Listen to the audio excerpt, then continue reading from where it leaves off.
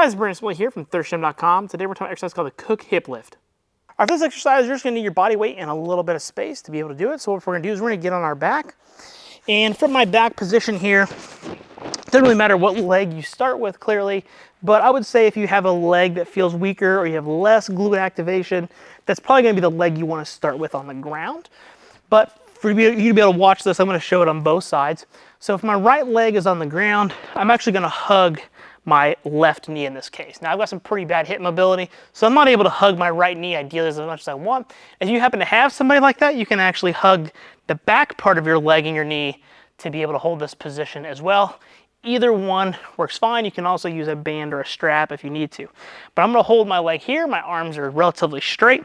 And then with my down stance leg, that's just gonna do a glute bridge from this position. So I'm gonna keep my whole foot flat, squeeze my glute and my hamstring, drive my hips towards the ceiling, brief pause, back down. So notice it's not a major movement. At no point do we want to arch through our low back to get to that position. We just wanna make sure we're pushing through our whole foot and our heel. Good glute contraction, brief hold, back down.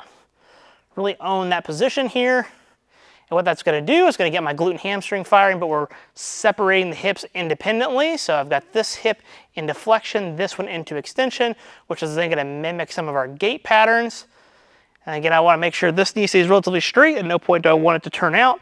And the leg that I'm holding, I just wanna make sure it's around 90 degrees, give or take, so long as it's not causing any pinching in the front. If I do my other leg, again, this is a leg that I can hug much closer, as you can tell. But to keep things relatively even, I'm just gonna hold the back of my leg here, push through my heel, back down. Whole foot's still down. I'm just trying to stay relatively heel heavy, trying to get a good glute contraction. Make sure I can feel my glute, not my low back. Hold, and I'm in a good position.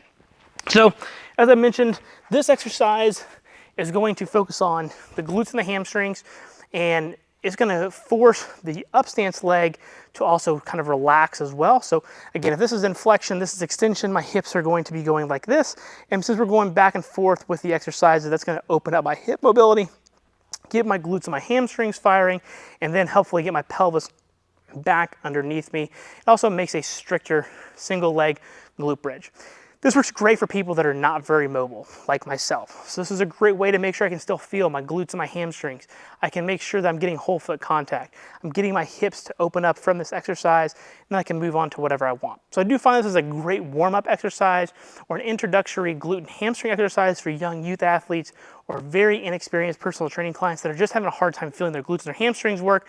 They're maybe not ready for some super heavy hinging patterns yet, and we're really just trying to restore some mobility. So if you use this as a warm-up activity, 1 to 2 sets of 5 to 10 reps on each side, focus on good glute contractions, making sure things are feeling good, feeling your whole foot contacts. If you're using this as a main exercise, 8 to 12 reps is kind of the sweet spot. You can certainly add a little bit of load if you want to, but again, we really use it as a teaching tool to make sure that our athletes are getting good quality posterior chain recruitment and being genuine about it and not extending through their low back and also getting their hip musculature to relax.